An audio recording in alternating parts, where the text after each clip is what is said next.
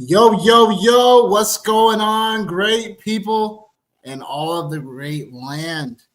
Y'all already know what it is. It's your guy, Nicholas Wilcox. It's your guy, Johnny Mine. Yo, we in here, yo. The Fantasy Football Show.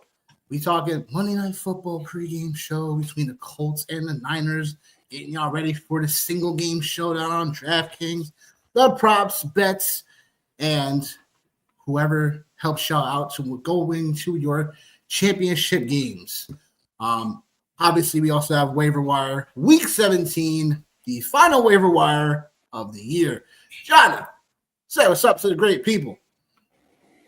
Yo, what up? Happy Eve, Christmas. What up to everybody, man? Feeling a little bit better today. Got a little bit of rest. Still cranky, just not like, just not like abnormally cranky today is what I would say. But yeah, you know what I mean? Like, what's up, man? Ready to spread some holiday cheer. You see me out here repping JPJ today, man. You know, my boys, they did what they did. And shout out to the New England Patriots for coming through in the clutch. You know what I mean? Shout out to the Pats. After this week, I hate them, but shout out to the Pats for coming through in the clutch, man. You know what I mean? Slapping folks like that name DK Metcalf in this piece, man. You know what I mean? Please, yo. Yeah. Counting those blessings, bro. Yeah.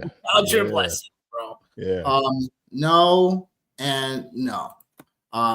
They can win. I think the Colts can win, but not on JT's back tonight. That being said, yeah, we about to break it down for y'all. You know what I'm saying? So, again, Colts Niners tonight, and hopefully, again for me, like I'm not rooting for Jonathan Taylor tonight, but he can do a little something. Just don't get hurt. How about that? Sheila Louise. So many injuries that happened yesterday too. Like, good Lord, man. Like, talk about not getting a break, literally. Between Trevion Henderson, like, good Lord. Anyhow, enough about me, more about y'all. So, without further ado, we're going to get right to it. You know what I'm saying? Waiver Wire Week 17 in the building. If y'all got any questions, drop them in the chat. If your first time here, like, subscribe to the channel. We on our way, trying to get 200 subs for the end of the season here.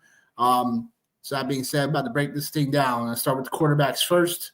And yeah, we appreciate all the love, everybody coming in. Again, like, subscribe to the channel. Quarterbacks on your ticker below. Some usual names, some suspects. If they're still out there, if they're still out there, make sure you pluck them. If they ain't been plucked already, we're just gonna regurgitate some names and stuff because it's the final week. So there's certain guys that might still be out there because there's less people fighting for players in the waiver wire. So these are the names below. Matchups wise, like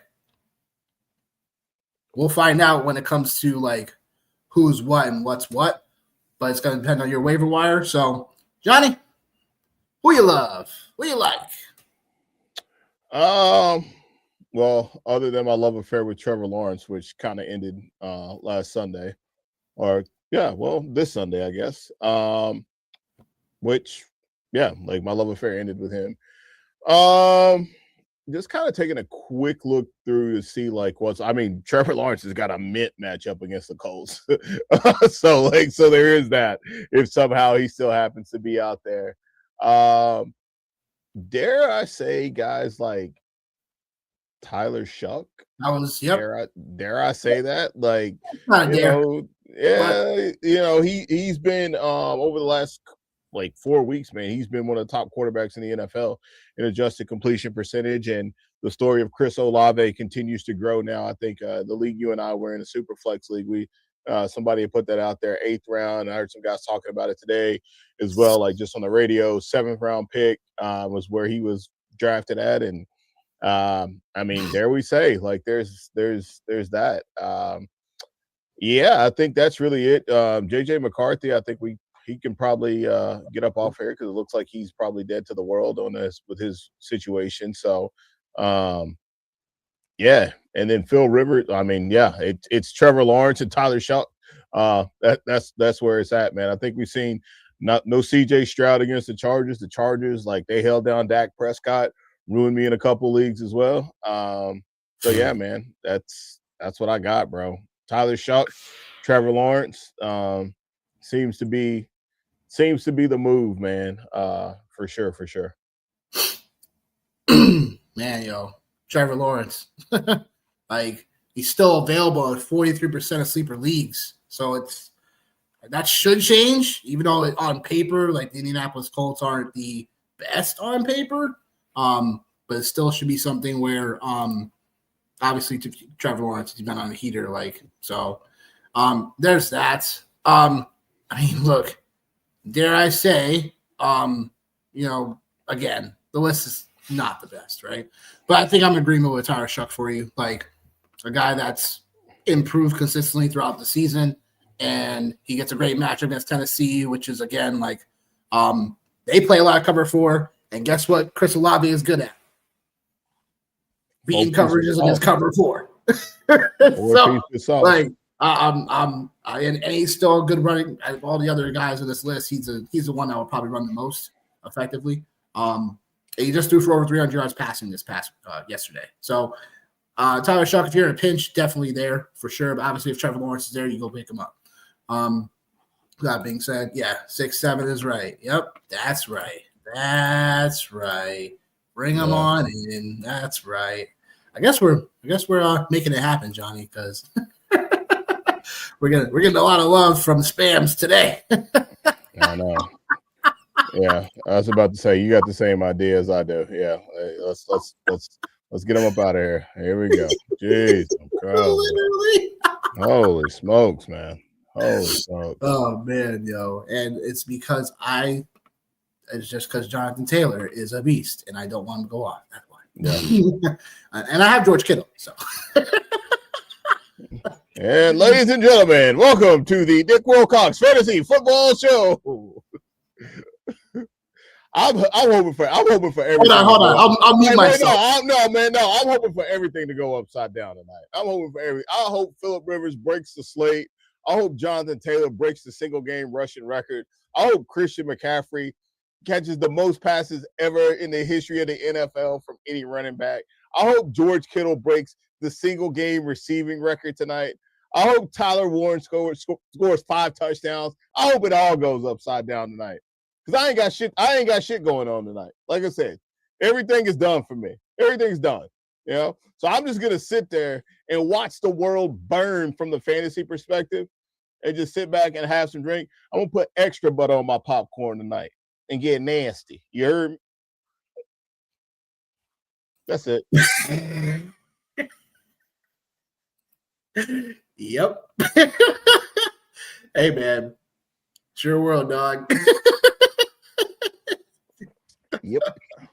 That's it. Oh that's boy, it, man. Yo. But for real though, like talking about these guys, man, like at quarterback, man, like Tyler Shuck, like, it has been a situation where like he's not on a great team. I think we all know that, right? Like the Saints aren't great, but like it that pick doesn't seem that bad now, man. Like it doesn't seem that bad. I don't think that like it's a situation where I'm like, oh, like this is like they've got it figured out, right? But I do think that when you think about it, like from the standpoint of like fantasy and like where they're going, granted the fact that like Tyler Shuck's probably he's like Chris Winkie as far as age. Wow. Nice. Yeah, you like that? Yeah. Nice. Yeah, he's like Chris Winkie. But yeah, dude, like just for him to be in this space, man, it is kind of cool to see, bro. Like I will say that. Like he hasn't had like he's only had one top 12 finish, and that was in week 14. But he's been serviceable though, right? Like he's been serviceable, especially like if you're in a super flex league or anything like that right there. You've been able to get through with him. But yeah, dude, like Tyler Shuck, Trevor Lawrence, man, the first quarterback again. I'll call this out. The first quarterback all season long with back-to-back weeks at number 1 overall as far as fantasy production. Week 15, number 1 overall, obviously smashing the Jets. But then he comes back out and does it against this vaunted Denver defense on the road. Just crazy work by Trevor Lawrence, yo. Who, by the way, I'm just going to call this out as well. Right now, if the season ended, Trevor Lawrence, QB4 on the year. That'd be well deserved, right? Not even about deserving. It's just crazy work, bro. Just crazy work. You know what I mean? So, yeah. Man did his thing. Yeah. Let's see if we can bring it home for people. Running backs, we go. Just all right. R.I.P. to Quinshon Judkins. Yeah.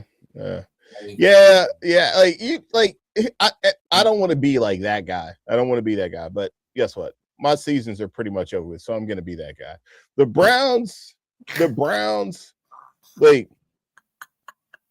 almost nothing positive ever happens for the Browns. Like Josh Gordon, we know how that story ended. Kellen Winslow Jr., we know how that story ended. Peyton Hillis, we know how that story ended. Baker, we know how that story ended. Braylon Edwards, we know how that story ended. Nick Chubb, we know how that story ended. Like,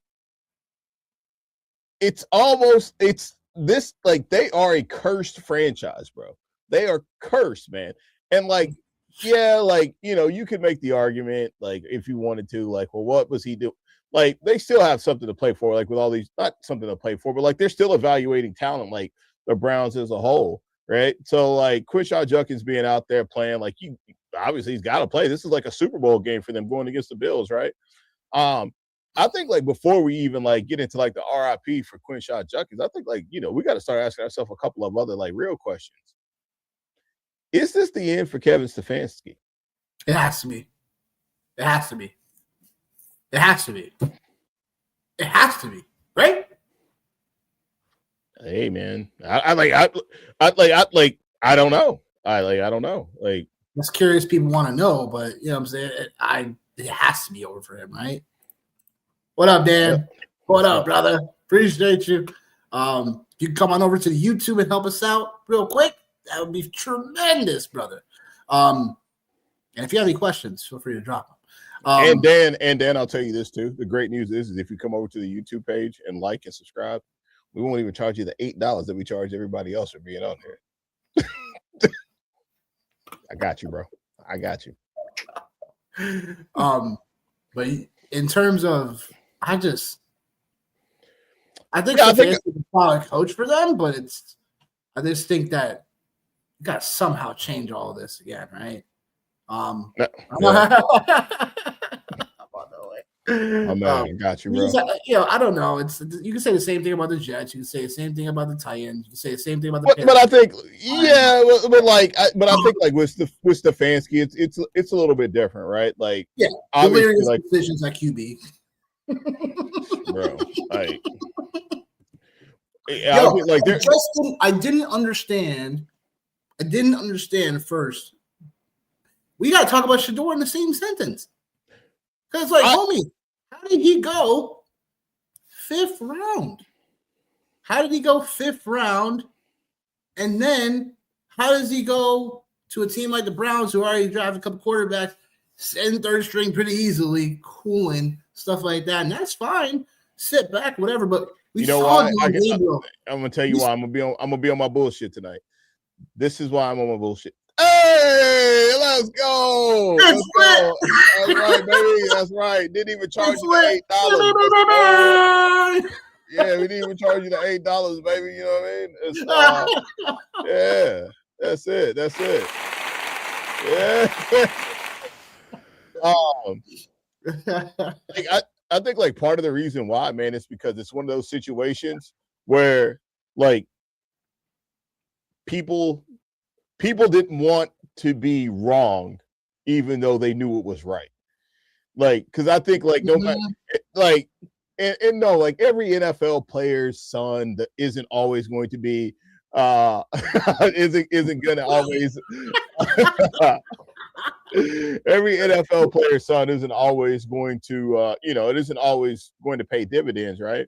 But when you take somebody like Shador Sanders, who has, like, brought, like, each program along, and no matter how you feel about Coach Prime, and I'm gonna refer to him as Coach Prime because I'm still gonna put respect on his name, right? Like, he might not even be, like, the best, like, X's and O's coach or whatever the case may be, but, like, for him to, like, have an understanding and take his kid through the process and give him everything, like from like the training aspect and the insight. Like if you are a quarterback, like having one of the greatest defensive backs of all time as your dad, as your father, has got to pay dividends in some aspect. Like it's got to. So yeah, so I don't get it. But I was actually telling the guy at work today, I was like, obviously like I'm a diehard Steelers fan, everybody knows that, but like I am so rooting for Shedeur Sanders, man. Like so rooting for him. Like I hope it works out for him, not to the point where he ever ends up beating my Steelers, but like I hope that like it works out for him, man. Like I truly do, because I've never seen anything like it. Like I can't. You're gonna get me going off on a whole nother tangent, but like for us to like live in a world, bro, where you're not rooting for a guy because his dad is is a college football coach, and he like it just blows my mind. It blows my mind. Yeah. But yeah, shout out to Shedeur Sanders and the Browns, man. Like they're cursed, bro. Obviously nasty injury for Quinshaw, man. Like we talked about it on Sunday, man. Like he was at a place, right, where he was like more touchdown dependent than anything, right? But then there was also some talk too about like since Dylan Sampson was out, like him getting like a lot of work in the passing game or getting more work in the passing game. So it is unfortunate, man, because it started off rocky for him, but then like he showed up, man, and started to show out a little bit. So like you never want to see that, and I didn't really realize how bad the injury was until they replayed it, and I was like, Bleh. I knew it. I saw the play live. You know what I'm saying? Like, yeah, I was like, I was like, man, something happened, Dad. I didn't know if it was ACL. Luckily, it was a broken leg, but I think they said dislocated ankle too. So he said, luckily, it was a broken leg. Because initially because like a broken leg, it's like these days, it's like with all the advances in health nowadays, like a broken leg is like to athletes now is nothing. Like you know what I'm saying? Dislocated ankle now. Now I'm trying to figure out like which one would you want? Like, would you want a broken leg? I would rather have a broken leg because I've done it already, but I would not want a dislocated ankle. Let's just say that. Yeah, that's fair. No, I'd rather have Dylan Sampson now, like on deck, him and the Rocket on deck to win people fantasy. Rocket Raheem Sanders. Crazy work. Rocket Raheem Sanders showed up. Crazy work. And he was getting a tiny little buzz in the preseason and stuff like that. So I'll give it to him there. But yeah, I mean, 11 carries, 42 yards wasn't anything nuts, but he scored a touchdown. But it's like, we'll have to see if Dylan Sampson's not going to play at all because he bet back-to-back weeks of him being out along with David Njoku. So we'll have to keep on injury reports. But yeah, I mean, we could potentially see how that all shakes out. But obviously, I think the one for me on this list, Mayo Wilson. For a couple of reasons. One is that, we got to pay attention to see if Jordan Love's going to play this upcoming week because of that concussion. It's like, told you, man, so many injuries that's happened. And obviously Josh Jacobs, of course, is the equalizer in this equation.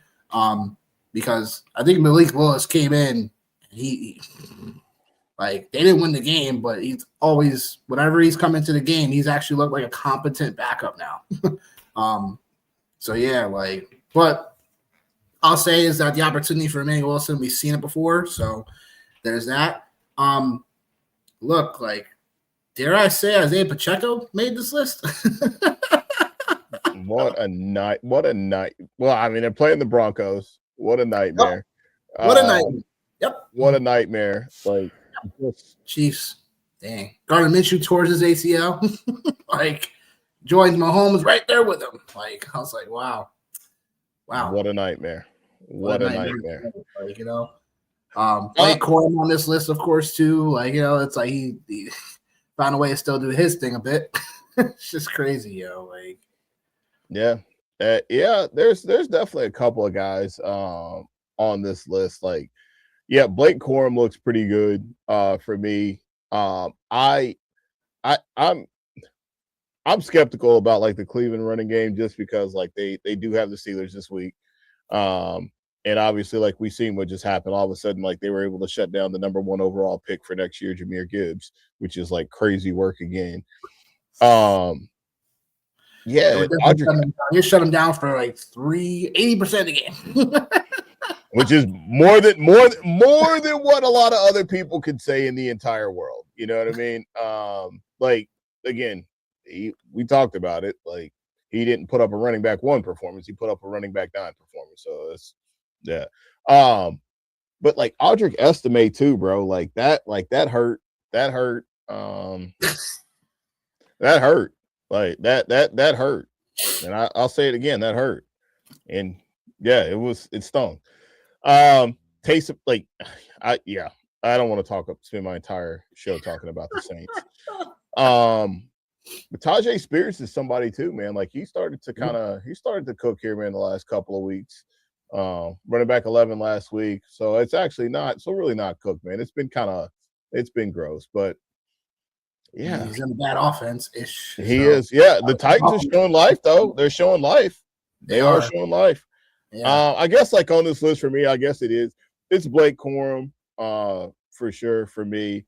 And then like, I don't know like what's going to happen like with Jawar Jordan, 2 weeks in a row, running back 2 type weeks, running back 24 last week, running back 17 the week before. So RB2, he's RB2 territory, flex territory, depending on, you know, what the situation is with Woody Aaron Jones marks. We'll see how that goes, right? Right. Woody Aaron Jones. Yeah. He's there. Like, yeah, it's there. Like it's there. It's back-to-back weeks of flex play for him, man. So I think like he's somebody that like could be in consideration. And as you mentioned, man, like again, man, we're just giving suggestions to everybody. Like I think that's the most important thing to talk about is that right there, depending on your situation and scenario. Right?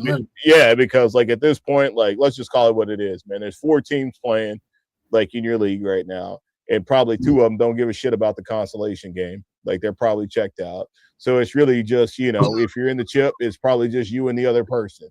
So like, these are just suggestions. These are just suggestions. That's it. Oh man, and then Brian Robinson, if he's still out there, you have like a chance to just go stash him real quick, just in case, but just in case, because too many stars have gone down over the last couple of weeks to be like to run that chance. So if he's somebody that's a good one for the night, bro. That's what I'm saying. Like you're watching that's a Nick Wilcox special right there. That's a Nick Wilcox special right there. It sure damn is. Yeah, that's a Nick Wilcox special. Nothing makes me laugh harder than being in leagues. Yeah, nothing makes me laugh harder than being in leagues with you, seeing you like every single Monday night, going and picking up somebody before the Monday night game. The biggest flyers, like, let me get in on them real quick. And he's the first guy released on Wednesday morning. Sure is. Oh, you let my secrets out, man. Yeah, man. Listen, I'm here to watch the world burn tonight, baby. You know what I mean? I'm here to watch the world burn tonight. Extra butter on my popcorn. Oh, yeah, I can't. I'm here to watch the world burn. That's right. I can't with you, dog. Receivers we go. Parker Washington. Who would have thought that? Speaking of the world burning. Oh, my goodness, yo. Literally. He was burning cats in Denver. I was like, oh, my gosh. Like, Parker Washington doing him so filthy. I was like, dude, wow, this is real life. I had some shares of Parker Washington earlier on the year, you know what I'm saying? So I can't claim that I used him this week or anything like that, but yeah, like, Parker Washington was burning. Wow. So, look, Parker Washington did his thing against Denver. So he's a hot free agent, gets Indianapolis this upcoming week. And if you're a tight pinch for receiver, he's clearly number 1 claim. On this list for myself. Other guys on this list for me, like they've just been, Mac Hollins showed some work on Sunday night. So I don't know Fred Flintstone, he don't be wearing those shoes. I know, yeah. I wouldn't be surprised if Sleeper came out with something like that for him. Yeah, literally Fred Flintstone though. But yeah, Matt Collins came out and did his thing this past week. And it's just always someone different in New England though, so just definitely be careful about that. But 7 catches, 69 yards this past week, leading New England to a victory. And then, the guy Romeo Dobbs is here, Matthew Golden, complete bust. Literally egg on everybody's faces. Literally. Present. Yeah. Present. Had him in a couple of leagues, I didn't draft him like anywhere crazy though. He was kind of going in weird places draft season. I'm like, oh, I don't know about that. So yeah, there's that. So I just want to get it's a little personal flavor. What about my guy Adam Thielen? Show him some love real quick. You know what I'm saying? Show this guy some love real quick. You know what I mean? I'll show him love because he was crazy, but y'all, you and Tip kind of was clowning me about this one. I'm feeling a little bit. I was like, oh, okay. Well, and I still will because players out there for people to kind of stash up and see what happens. Like wide receiver, and there's no shade. Like he's repping the right team. Wide receiver 39. You know what I mean? Yeah, so like if that's how and that's why, then God bless you. You know what I mean? That means you probably played somebody like Xavier Worthy, or maybe Brian Thomas Bust Jr. You might have played somebody like that. It would just not shock me for Thielen to do maybe next week.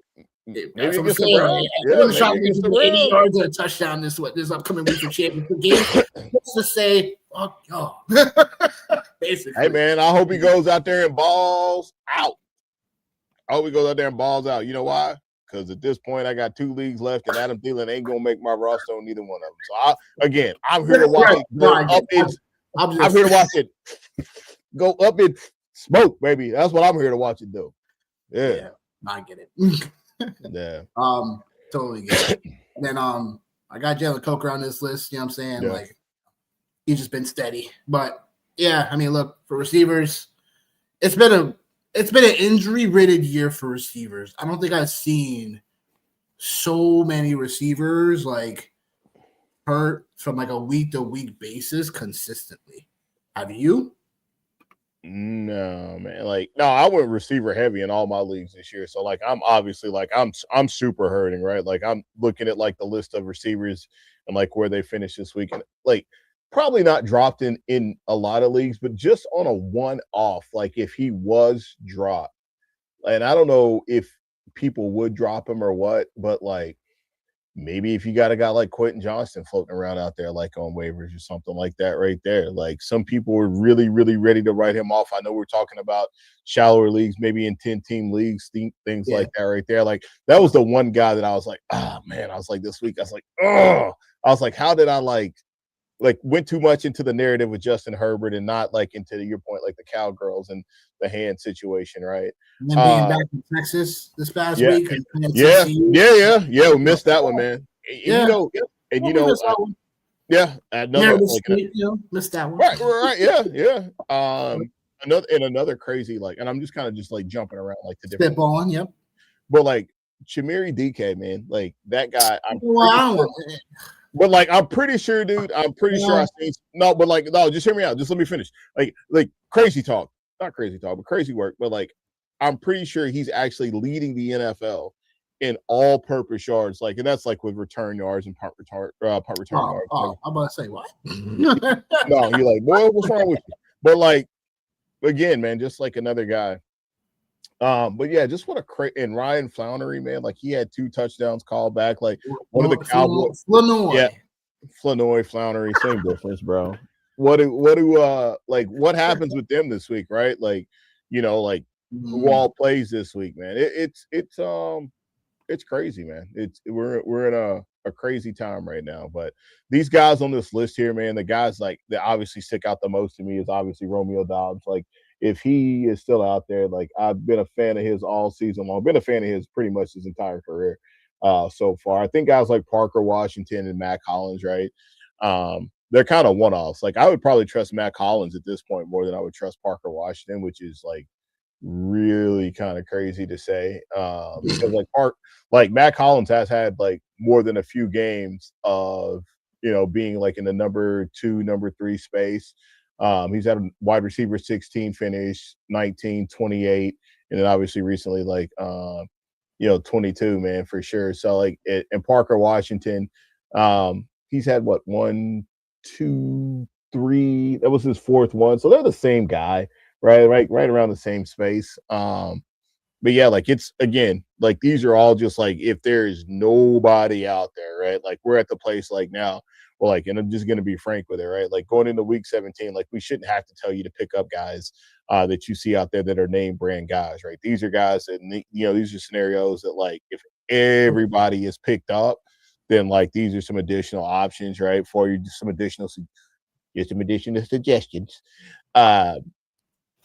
That's what it is, man. And obviously pay attention to matchups and stuff, man. This is a great time to play defense against your opponents. If they need wide receiver help, go pick up wide receivers. You got the roster space for it, right?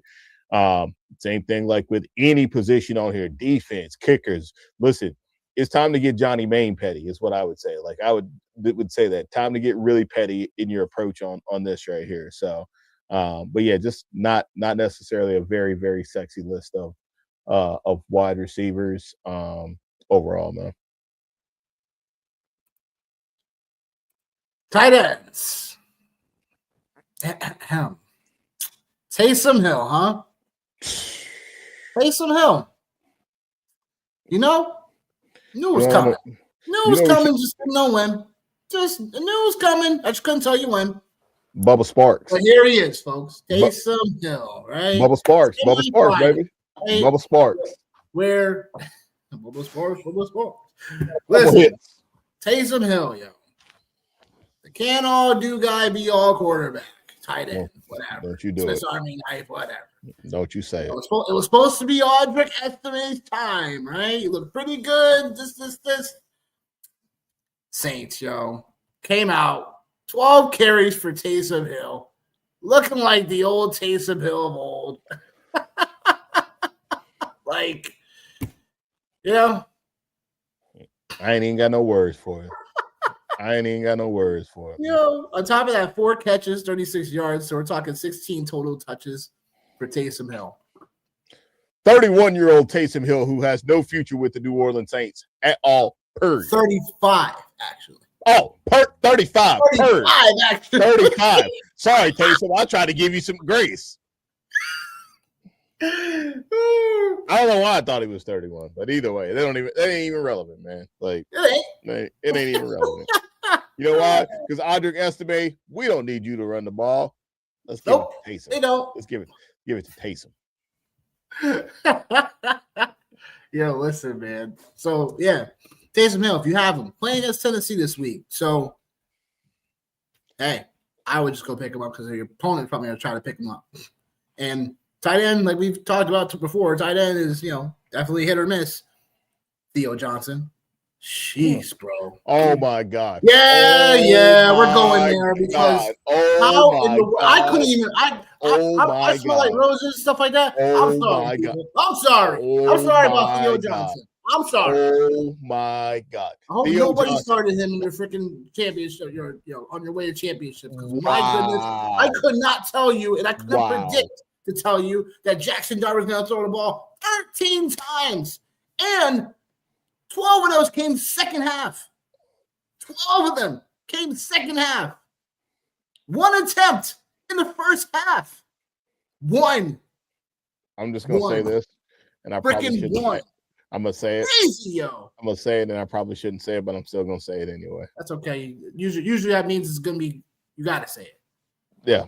This is almost like Orenthal James Simpson with a bloody glove talking about I didn't do it, talking about the Giants tanking. Just why? Why? I hate the Giants now. I hate them. Now, for that that was for so many reasons. Why? Why? Again, why just not put out another quarterback?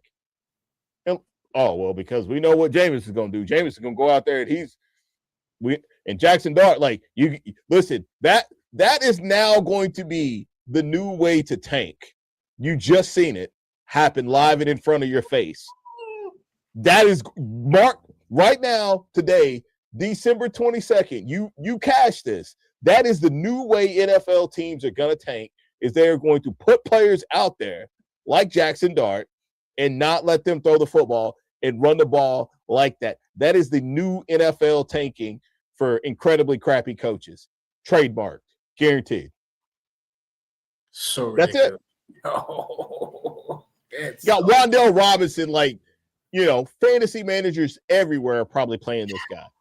Like top 12, top 13, 14 wide receiver on the year. And like I played him. Luckily I survived. So did I. Yeah. And like, this is what we get. Wide receiver 63. Hey, yo, man. Oh, gosh. This is the reason why we lost, is because of some idiot coach who probably ain't never going to get a crack at it again. Like, insane to me. Insane. Dustin, what up? Trademark it. You're gonna like, this is it. You see teams, players do stuff right there. Like, teams like bite off, and like that right there was a brand new low for the Giants. That's a brand new low for the Giants. Brand new. Ran over. Yes, he is. Wouldn't want any other way, though. Wouldn't want any other way. Unbelievable. The rest of the tight ends on this list, like, Colby Parkinson. There's 3 tight ends that dressed up for the Rams. Guess who didn't score a touchdown? Well, I would like to. It's obvious. Colby Parkinson didn't score a touchdown. Terrence Ferguson did. Davis Allen did. Motherfucker, Colby Parkinson didn't score a touchdown. Oh, he dropped the MF. He did. I didn't even go there. It's crazy. I didn't even go there. MF it's Doom. Crazy, yo. What? So, yeah. And then Chigakonkwo, after like weeks and weeks of weeks getting outplayed by Gunnar Helm. Now all of a sudden Cam Ward knows how to find the guy. It's written all over your face. Yo, like, written all over your face. Dog. Are you kidding? You don't have to say a word. Crazy, yeah. bro. So, no, man. No, this is how. Man, listen, dude, this is how it ends, right? It's like, dude, there's so like I've got the ultimate post tonight. I was waiting because I was hoping to use it for myself, but like, bro, there are so many. I almost want to know, like, how many number 6 seeds are getting ready to go to the chip, like, because it just feels like every number 6 team in the USA is made it through. Literally, every number 6 seeded team has made it through. Oh shit! And like, you know what? On this like journey today, something nice happened to me. Somebody at my work, one of my buddies, gave me a very nice shirt that I will be wearing here soon. And I'm excited. That was like the highlight of like my entire day, because I was so grumpy and so grouchy just about everything yesterday. And I get to work, and my guy's like, man, shout out Matt Corey, man. Shout out Matt Corey, man. What was it, Pesky Pole, man? Pesky, I think that's what it is. The Pesky Pole, like, that's his podcast, man. Big Red Sox guy, man. Man. Yeah. No, we do not throw shade at Cheryl Pod, and we do not throw shade at Matthew Corey. Yeah, the Pesky Report. That's what it is. The Pesky Report. Shout out to him, man, and his whole squad on that. But he got me a dope ass Cordell Stewart shirt, man. I said, you know what, bro? Okay. Like, that meant a lot to me, because I was like, you know what, man? I was like, I wasn't even expecting that. I was like, as a dad, I'm expecting draws and socks and no gifts from nobody else. I'm expecting draws and socks from a kid. I got that. I said, you know what? That almost kind of made up for my incredibly crappy day in the fantasy space. But man, good gracious, man. Number 6 seeds everywhere in America. I told you, man, it's a bad year to be number 1. I told you, it's a terrible year. And I can keep going. It's a terrible year to be number one. John Cena, Drake. You know what I mean? Like, it's a terrible year to be number one because they're coming for the throne. They coming for the throne, man. Patrick Mahomes. They coming for the throne, bro. They coming for the throne. This is it. This was the 1 year not to be number one. That was it. Yeah. No. Anything to add for the tight ends? All right. Cool. That does the waiver wire edition. We're going to get y'all revved up for the showdown slate on DraftKings. So Johnny's going to take us there. While he does so, we're going to get fired up for Monday Night Football. Niners, Colts. Situations like this, Colts, they lose, they're out tonight. Ain't no way they coming back from it. So, Colts, if they lose tonight, they're done. They're back at home. Phillip Rivers started at quarterback, right? A 44-year-old quarterback. And get this, Brett Rippon was released today. Brett Rippon was released today. So they definitely roll with Phillip Rivers moving forward. Hey, man, Phillip Rivers ain't slick, man. You know what? I seen this thing, man. You know what he did? That man got another 5 years of insurance for them 10 kids. He ain't slick. He ain't slick. I seen that. That's a good question. I don't know how, like, pension and stuff like that for him, or like whatever. Like, how does that all work for him? If it ever, like, I have to research that, honestly. That's what I seen. Is I seen, like, because he came back and because he played an active game, like, it resets the clock on, like, insurance for his 10 kids. And there's so many things I seen. They was like, man, you can only imagine what this man's life had to be like for him to be 44 years old and feel like he need to go back out and play football with all them damn kids at the house. He got 10. Yeah. I thought he had more like Cromartie, but man, yeah. Why you gonna listen? You know I'm on one tonight, man. Like, all them 10 kids live with Phillip Rivers, man. Them 10 kids don't live with Carl, man. He might take care of them and shit. You know what I mean? Like, he might take care of them, but they don't stay in his house, man. They under his roof. They under his roof. They under his roof. Look what you did to my roof. Look at what you did to my roof. Joe, I can't. Okay. All right. So tonight, like, obviously we got the 49ers. I'm assuming that's who you got tonight. Me? You're saying? Yeah. Oh. Yeah. I was about to say, yeah. I thought about it. I was like, yeah, all right, let me get the Niners. Yeah.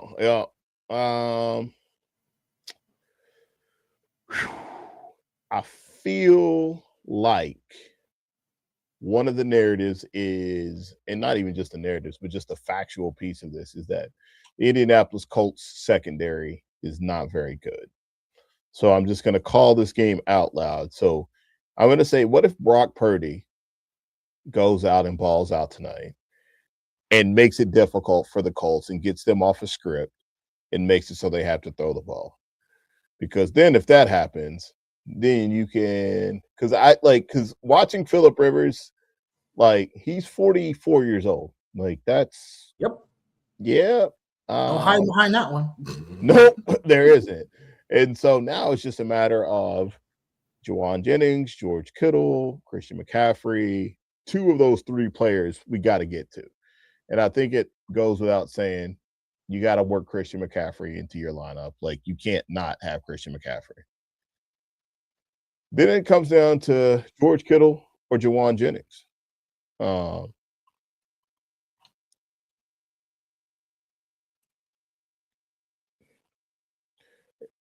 Like, that's what it comes down to. Continue. Oh, my dog! My dog! Happy holidays! Merry Christmas! Happy holidays, man. What's I up, got bro? some time. Figured I'd hop in and say what's up. Happy holidays. Talk a little football. Listen, Johnny, I'm with you, man. Like, it's been a rough week for fantasy playoffs. It is brutal. I mean, you're talking Chase Brown had 3 touchdowns. When was the last time he had 3 touchdowns? Like, I don't know what's going on.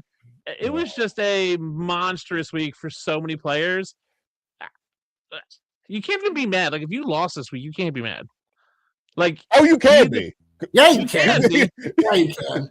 Yeah, you definitely can be. But and here's the thing: I see these posts all the time, like Parker Washington touchdown helped no one. No, it certainly did help the people who were playing against Brian Thomas Jr.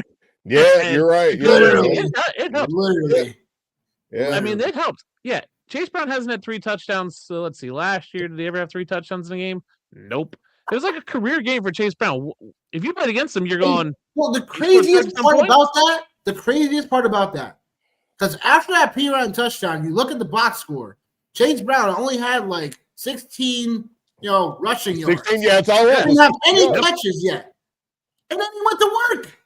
Yeah. He went to town. In the game, they didn't need him to. They didn't need him to. They were beating up Miami handily. They didn't need Chase Brown to go off like that. Thank you. Crazy. Thank you. Thank you. It was wild. I was like, wow. All right, then. Shoot. Okay. So I'll be honest, though. Chase Brown had been more consistent. After the first 5 or 6 weeks, he was definitely more consistent. So, so definitely kudos, but no one expected 3 touchdowns. Let's just say that. No one expects him to put up. In my league, he put up 35 points. Then no one expected 19, 21, 20, 23. Not 35. Nope. Then nobody expected Brissett got 25 out of him. Yeah. Sickening. Then Brissett lets us down across the board. Listen, if you started, I know one of my good friends started Brissett over Dak Prescott, and I was like, well, that's your own dumb fault. That's your own dumb fault. If you're starting to at some point he was going to turn back into a pumpkin. Like the magic was going to run out. He's Jacoby Brissett. Like he's a backup for a reason. He's the backup who's been around the world forever. Thank you. Thank you. You can't trust that. But I played him I didn't play him in season long, but I played him in DFS. But over Dak Prescott. I had to start him in other places. So over Dak Prescott. Yeah, there's some places you had to start him, but there's certain places where you just don't start him. At some point, if you had options and you still start him, you're an idiot. Yeah, start your studs. Like, don't get cute in the playoffs. This is not a time to get cute and go, oh, this guy's got a... No, just start your studs. Start your studs, stick your stinkers. It's that easy, right? I started Kyron Williams. Didn't have a great game, but had a decent game. I started Mike Evans, caught a touchdown, but 5 out of 9 for 31 yards. Wasn't great. Oh my god, bro! That's another one. That's another one. Catches the touchdown, then after that, it's okay, nothing. Ghost town. Same thing with Juan Achan. Same thing with Juan Achan, though. Yeah, rips that long touchdown, then you forget to feed him the ball. Jahmyr Gibbs had 2 yards rushing. Oh my gosh, same thing. Literally, we're looking. I'm like, yo, Gibbs was he wasn't looking like it at all. And all of a sudden, Detroit decided to turn on the switch, and they all started going. Oh, okay. So here's my thought: if you lost this week, yeah, it sucks. You're sad. You're upset, but you probably lost because of some freak thing. 9 out of 10 times, you probably win that matchup. Is the way I look at it. If you won this week, you got. That's the more frustrating part. Here's my thing: if I won this week and I wasn't expecting to. Let me ask you guys this question. You're a team that had Chase Brown, maybe some of these other big name scores that you weren't expecting. You win. You're the underdog going to championship. Do you ask for the split? Do you split the pot? Man. I don't even know. I never doing that type of stuff. Man, I don't even know what that even sounds like, man. That ain't I ain't built like that. But I'm gonna give you guys one. As you said all that, Dustin. My home league, there is literally a guy. He beat the defending champ this week. There's literally a guy that had Ashton Genty and Brock Bowers on his roster, and he's going to the chip. That's crazy. That's crazy. For me, I'm in a league where winner's getting, I think, 400. Second place gets 100. So, do I just go, hey, 500? We'll split it 250 each. Yeah, that's fine. I might just say, hey, let's put the money in. Whoever wins, wins, right? Yeah. I mean, I'm looking at either down 150 or up 150, depending on how it comes out. I don't know. Yeah. Oh man. Oh yeah. No, I can't. I don't know. I don't know. But I get what you're saying though. If you were one of those teams that lucked into it, yeah. If you're going, man, I shouldn't be here anyway. Yeah. I mean, give yourself a little extra money. You're probably not winning the championship anyway. Give yourself a little extra money. That's fair. Dude, what are we doing tonight, guys? I just built a showdown lineup real quick. We got 5, and I think Nick's probably got a couple of parlays, but I got Brock Purdy at captain because I think the 49ers in this game, if there's a way for them to be able to push the pace and get up, I think that obviously is bad for the Colts. Don't want Phillip Rivers throwing the ball. Taking the 49ers defense as well, just kind of in that same vein. I think they get after it. You can't have a lineup without Christian McCaffrey, so you got to figure out a way to get him in there. Jawan Jennings, the Colts have been like really bad against wide receivers, and Jawan Jennings is finally starting to, get hot. Shout out UT. And then Brian Robinson Jr. just because like maybe this game gets to a space where like he ends up getting one. And then Josh Downs because, you got to have a Colt in there, and, maybe he's the one guy that can maybe find a way to get loose and make a big play.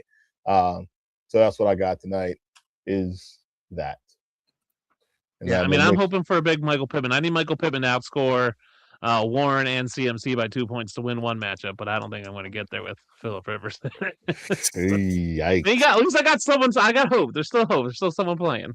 There's still some hope, bro. There's still some hope. So props tonight. What we got tonight is Phillip Rivers over 160 pass yards. Look, I just think the script is going to show up for that. Niners are still a bottom 5 defense for pressure rate. So Rivers should be able to sit back, be able to expose this. This also is a good matchup for both Warren and Josh Downs. Reason for it is because the Niners are still a top 5 defense allowed to the slot. So that should be Tyler Warren. That should be Josh Downs, Eaton in that section. And I just expect the Colts to be throwing from behind this one. So we'll just have to find out if Rivers can get us to the promised land through all of these weapons. So it feels like he's got decent rapport with Josh Downs as well. So this line for receiving yards is a little too low for me. And then Warren, because of how, who's a quarterback's best friend? The tight end. So Tyler Warren last week. So yeah, why not? Exactly. So ride these to the bank, get back right. And that's what we got from the prop shop. So Dustin, man, you made my day showing up, bro, man. I'm glad to see you, man. You were fired up, man. I texted Nick and said, shoot me an invite. Let me get on here and calm down a little bit. Hell yeah. Oh, man. Nah, man, it's good to see you guys. You guys are killing it. Love what you guys are doing. Wanted to pop on and say happy holidays to you guys. Hope you're doing good. Hope you guys made the championships in at least some of your leagues. Couple. I made a couple after all the slaughtering that just happened yesterday. But yeah, I made it in my dynasty league, and I'm happy about that. And I think I'm a favorite to win my dynasty league, so I'm happy about that. Well, you should be happy about that. I got one dynasty, and I need Jawan Jennings tonight to give me 13 points, and I'll be good. And then, dude, I lost by like 1.25 points in the Sirius XM listener do good league with Plaskins. Yeah, dude, just to put a bow on an incredibly crappy, week 16, man. It's like, come on, bro. But cost of doing business, man. Cost of doing business. Hey, but we got one more week. We got crappy games on Christmas. I think one of us is probably playing quarterback on Christmas at this point for a team. It seems. Hold on. You know it out, man. But listen, man. I've been playing DB this year for the Jets because they ain't got a pick yet.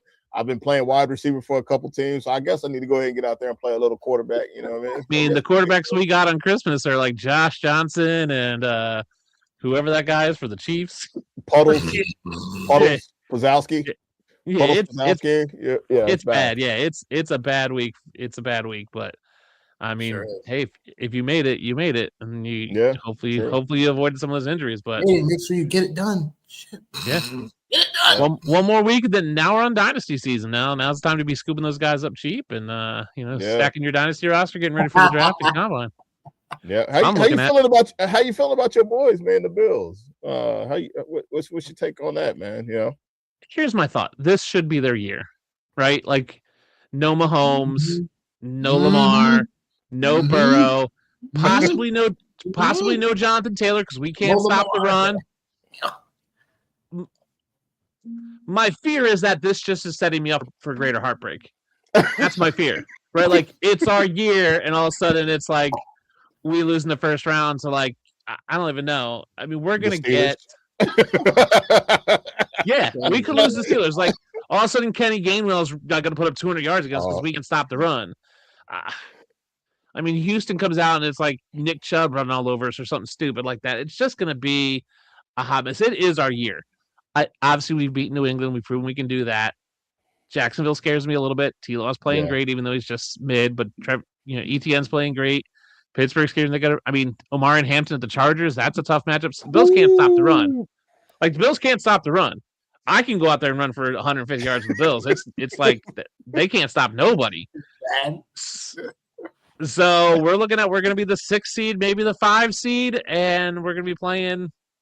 My hope is we get the Patriots in the first round, and we've already beat the Patriots. We can do that. That's my hope. That's pretty bold. Take the Patriots first round. Let's just get the Patriots first round.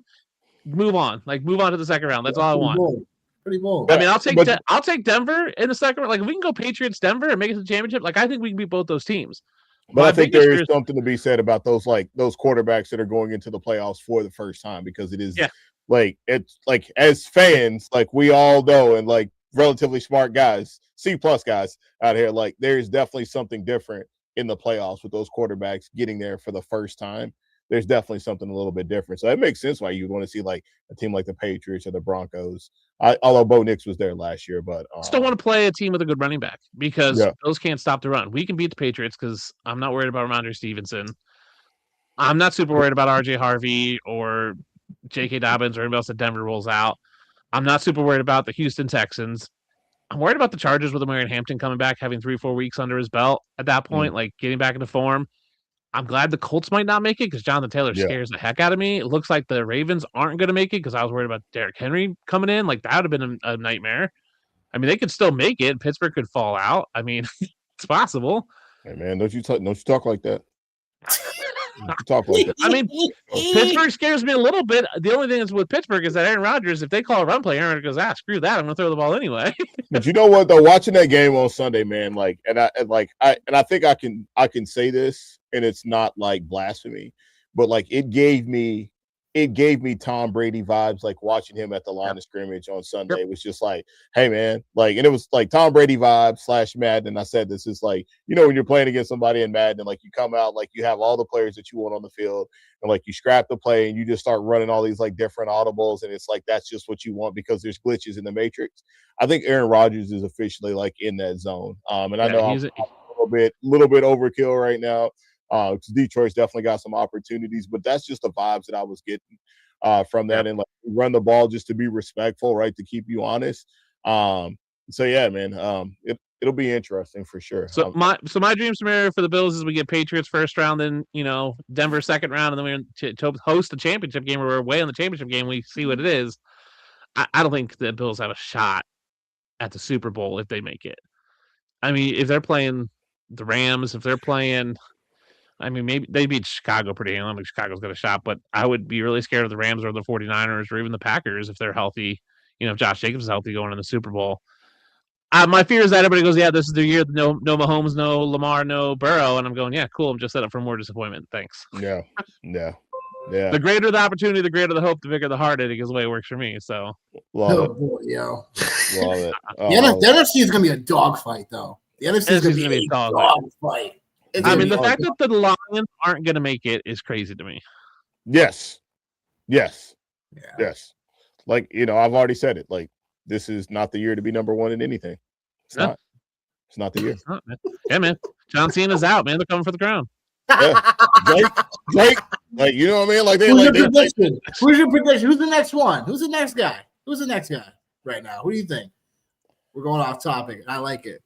What do you mean? Who's the next guy? What? Who's the next like superstar that's gonna like represent? You know what I'm saying? Like WWE for quite some time. Like okay. We're talking WWE. There's so many people like on the edge of out the door, right?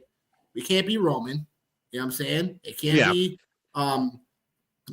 can't be Jey Uso. We saw that experiment. No, he sucks anyway. lame event Jey Uso. Super kick. Yeah. Yeet. Super kick. I can't. Yeet. Super kick. Yeet. Yeah, no. Lame event Jey Uso can't do it. I mean, here's the deal. Seth Rollins will be back hopefully around Mania. Oh, come on. Nah, man. It can't Talk about it. Talk about it.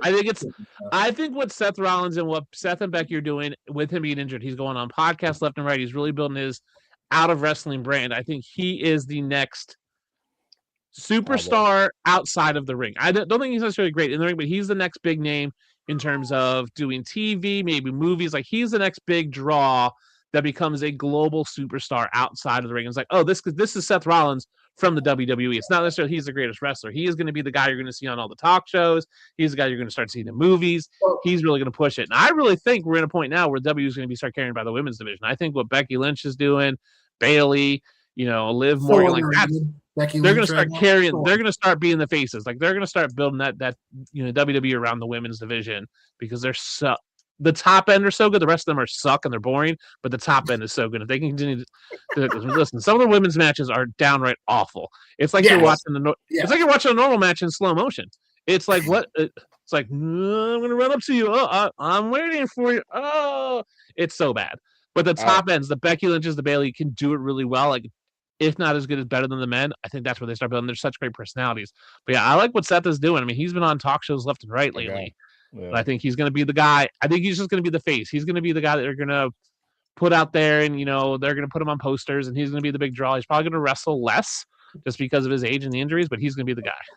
No, Seth, like just like that Shield thing in general. Like I rock with that. Like Reigns, like Seth, like. But I think like from the male side of things, I think there's two guys. I think you're seeing it right now, man, and like I just think like the storylines haven't been right, and like it hasn't been what it's been, but like it's Braun Breaker and Paul, man. Like Braun Breaker, like that's what it is. Like that's like he's over, and like I think like Paul is everything you were saying, like not even thing, but he's everything you were saying about Seth Rollins. He's all of that already.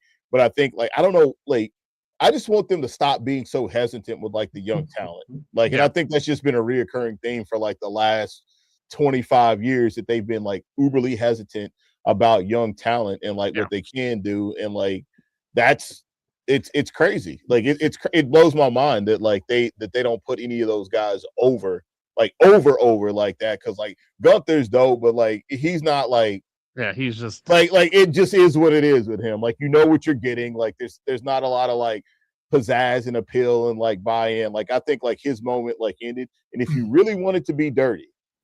Yeah, you like my punchline. If you really want it to be dirty, Dom, like if that, like, well, I'm thinking Braun.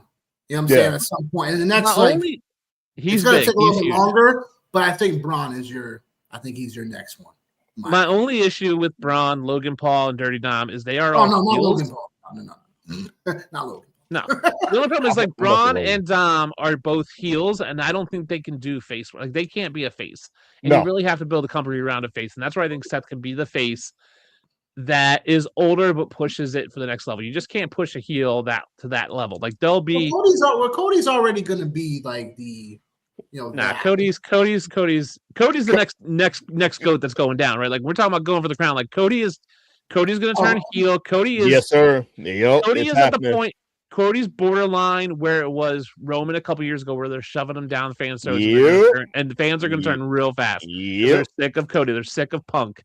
They don't want to see it anymore. They don't want the same old. Like Cody's great. Cody's such a nice guy. Seems like a real cool dude. Love his podcast. He's just shoved down their throats so much that I think the fans are eventually going to be like, "Hey, there's so much other out there. Let's give us something else."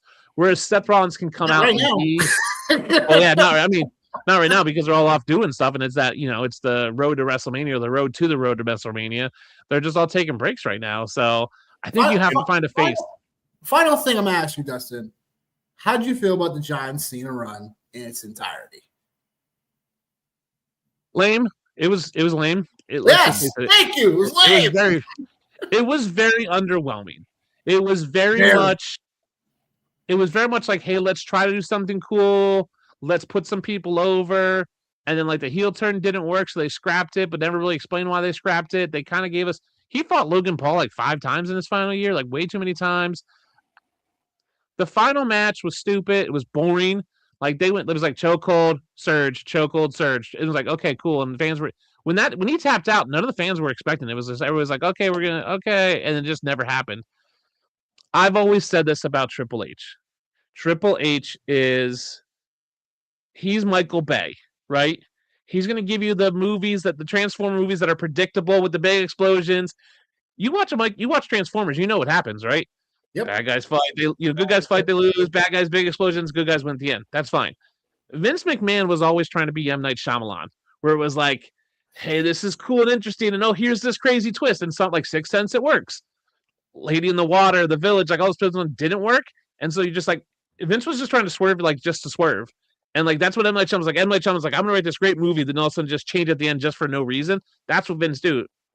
At the end of the day, Triple H is gonna give you the predictable big booking of like, our guy's gonna go down and he's gonna fight his way back. Boom, hello, and you're like, oh, and then everybody goes, oh, it's predictable booking. Yeah, it's what you expect. It's Transformers. It's every Marvel movie ever. The good guy wins. That's what you pay for. You pay for that. You know what's gonna happen. Don't expect twist. And so I thought Cena's run was very predictable and boring. I think it was just a difference in contract. I don't think they ever had plans. My biggest conflict with Triple H is that there's no like long term. It's not long term booking. There's no like constructive plan. It's like, we're going to do this week and then this next week, and it's not ever thought out ahead of time. It's like, oh, we'll just do this now. Okay. So yeah, underwhelming. And I don't think he does. Not that he didn't deserve a big send off, but like doing a big send off for that seems very disingenuous to guys like Rey Mysterio, who's going to retire this year. AJ Styles is going to retire this year. Randy Orton's going to retire in a couple years. Like, what are we doing for those guys? Randy Orton, bro. Exactly. Like, what a misuse. Like Randy Orton. Like that's one for me. And like, I to your point, like all that stuff, like with it. I think like the other thing, like I think about like with Triple H is like, it's predictable and like like what it is, but like it's also predictable in the space that like we've already seen it. Like I feel like he's just drawing from like past experiences and past situations and then just bringing them to light in this space versus like it's cool like if you want to faction it up, but like have the faction have a different spin, like have it have a different spin. Literally. have it have a different take, like the vision group, like, and obviously like I'm dating myself, but like it's essentially like when I look at it, it's like I'm like, oh, I've seen this before, like with the Dangerous Alliance, like I've seen this before, like, and that's the vibes that I get is a bunch of like right now, like this is what they are, like even though like I do think Braun is the next guy, it's a bunch of like USA title, Intercontinental title guys in a group. We got to figure it out. One of these guys is going to be the man. All right, cool. Who's the man? And then like it goes from there. So I didn't know you was all big into wrestling like that too, Dustin. I'm a huge wrestling fan. I did not know and that. I love it. As a writer, I look at it from a writing perspective of I don't care what the story is. Like, give me something. Like, weave those plots in. How do you get from point A to point B? My biggest knock on the Cena thing is, especially the Last Chance tournament. I'm fine with Gunther always being the outcome, but you had an opportunity to weave in other stories and build other guys through this tournament that you just didn't do. It's not predictable booking. It's singular focused booking. You could have said, okay, we're going to book Gunther to win, but we're going to do all these other things to kind of build up other guys. Instead of just pushing Gunther, you could have pushed an Evans or an Obafemi if he was in it, or one of these other guys to build up these other guys. And you could have used it to get 3 or 4 people over instead of just one person kind of over. And so it's very singular, narrow-minded booking that drives me nuts. It's the cheap pop stuff that really gets me on my nerves, dude. It's like you guys are literally chasing cheap pop after cheap pop after cheap pop, and it's like, why? Because you don't want to build people up. You don't want to give people the time. That's what it all is too. So, and then now you're gonna go 3 hours of SmackDown. Like, are you gonna do anything with that extra hour, really, that you haven't done with already? More entrances. My whole thing is like you were talking about your point with Vince. It's like, like you're missing that big time. And everyone can talk smack about Vince, this, but as a genius-minded, knowing the wrestling entertainment business, you can't say shit about that. So that's the whole thing you're missing, and the fact that the TKO people and stuff like that, and I think they mean well, but you can't do what you're doing right now and then raise ticket prices to my God, bro. You know what I'm saying? Keep things in Vegas and stuff like that, and then not go to Saudi Arabia. You're becoming way too conglomerate, too much of the corporation, and that's what people are sick of too. Yeah, and Vince tried crazy stuff, right? Like he tried everything, and some of it was really bad, and some of it was like really creative and different, and just didn't. He had these like he's an idea man. He's like, oh, let's do this crazy idea, and then needed someone to run with it. The problem is that Triple H is like, no, this is what works. We're going to put you guys as a tag team, and then you're going to have some tension. You'll break apart. It's like, okay, cool. We've seen that forever. We saw that with the Rockers, with Mark Jennings and Shawn Michaels. We've seen it with New Day. Austin and Undertaker, Austin and Michaels, Rockin' Austin, Rockin' Mankind. Like, keep going. Big Show and everyone Big Show's ever tagged with, right? Like, it's predictable storytelling, which is like, okay, that's great, but like, try something new, right? I think they were trying that with this Bailey like multi-personality thing, and they're just like, forget it, we don't want to do it anymore. It's too complicated. It's like, no, man, try something different. Do something different. Like, maybe it doesn't work, but at least you tried. I'm okay with you trying something crazy. I don't care if you're trying to put the gobbledygooker in an egg. At least you tried something different, right? Like, you guys remember gobbledygooker back in the day? I do. Like, bro, I've been in the trap, man. But like, you tried it. Like, you tried something different. I'm okay with you trying. It sucked and it's goofy, but let's face it, we're all in our 30s, 40s. Like, we know who the gobbledygooker is. Every WWE fan knows the gobbledygooker because it was so off the wall. Try something different. And then like, you know, great shot at the attempt, like with the theory thing, but like that went over like a fart in church. Like, you know, that was everybody knew it was like it went over like They should just revealed theory the next day. Yes. I think they were trying. My thought is, again, they were trying to leave their options open for maybe someone else like a Jericho or something, and things probably felt they're like, oh, it's revealed. There might be more masked men coming up tonight. Who knows? If more masked men, there might be more than one. Again, I think they were like, oh, let's try something different. He's like, it's too complicated. We'll just make it Austin Theory. It's like, okay, try something different, man. Just try it different. Look what happened when the invasion with the outsiders going to WWE. That was something different, and that worked great. NWO worked great because it was different. And then WWE was like, we'll just do that. And it's like, no, you got to do something different. You can't rehash the same storylines and the same. That's the problem. They're doing it with Gunther right now. They're just recreating the Legend Killer. They're just Legend Killer Randy Orton. They're just recreating that. Retired Goldberg, retired Cena. He's gonna retire. He's gonna retire AJ Styles. It's like, cool, seen it, done it. Cool, do something else.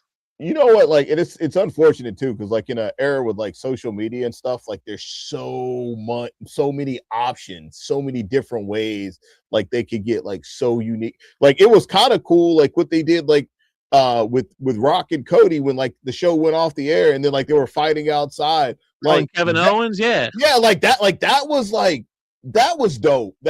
And like he's somebody, like you talk about him, he's a guy that's like Miss Men, you know what I mean? Like there's like I get back into like wrestling like a lot more like after football season's over with. Like I get like a lot more engaged into it. And this is like the right time. But like, dude, like there's so many opportunities with things like Money in the Bank and stuff. Like Money in the Bank is like one of the greatest concepts in WWE. It is like the greatest concept. You use so much stuff for it afterwards. Like to put somebody over like that, that is my favorite. That's my favorite event. I always just say like it's my favorite event because like it literally should give whoever is next, like, which it would all make sense at this point. Josh Jones, check. It should make sense that like Brock Bowers or like maybe like that would be like a great way to like, you know, split the vision. Like, you know, not Brock, but Braun and Paul, like maybe there's some like tension there and some beef there to like bust it up. Like there's just so many different ways, man. That's it. Yeah. Here's the deal. One of the greatest lures in all of wrestling was Jerry Lawler and Andy Kaufman back in the day, right? Yes, sir. They were on Leno, like no one knew if it was real or fake. And that was when we had 3 channels. We have a whole internet where you could do stuff like that all the time. You could have a wrestler just show up on Logan Paul's podcast and just suplex him through a table, and no one would know if it's real or fake, right? And everybody go, "Oh, it's fake." We go time. Karrion Kross, was it a work? Was it fake? We don't know. You have so much people on the internet that are always on, that are constantly online. You have so much more avenue to do stuff that's outside the realm of the ring, and they don't push the envelope. They don't do it, and I don't know why. Facts. Listen, we'll have to get on some time and talk wrestling because I have a lot of thoughts and feelings. I love it. Oh shit, I love it. Fellas, I gotta run, but if I don't see you, have a great Christmas and New Year's. Hope you guys are safe. Hope you guys win some championships next week. Love talking to you guys. Good to see you. Later, Dustin. We love you, man. That's it. Later. That being said, folks, let's say Monday Night Miracles, but the game's already started and we already got some miracles already. Colts up 7-0 already. How about that? Yeah, I told you I'm here to watch the world burn tonight. I'm here to watch the world burn down.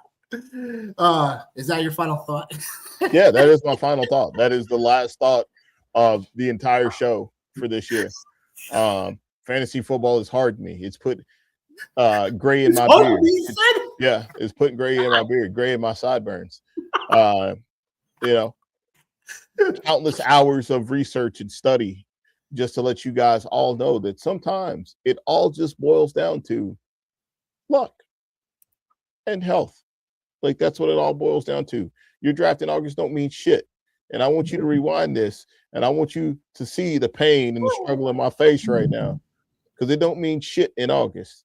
Like, the only thing that means something is right now. Jacoby Brissett's of the world, Michael Wilson's of the world, people you didn't even draft. That's all it means. No, it's just no more Monday shows. That's it, man. That's it. So you won't see my face on a Monday until 2026. I'm about to get ready to get personal because Dustin just came on here and talking about WWE. You see this face right here in 2026? This means I'm coming for your ass. No Diddy. All right. That's what it means. Yo. All right. And it's been a hard year. It's been a struggle. And I'm appreciative of everything that happened this year. I'm appreciative of everybody that's watching. But I want y'all to know next year, I ain't here to play no games with you. All right. That's what I got. God bless. And I hope y'all win y'all's fantasy championships unless you bounce me. And if you did, then I hope your team burns in hell to the second place finish.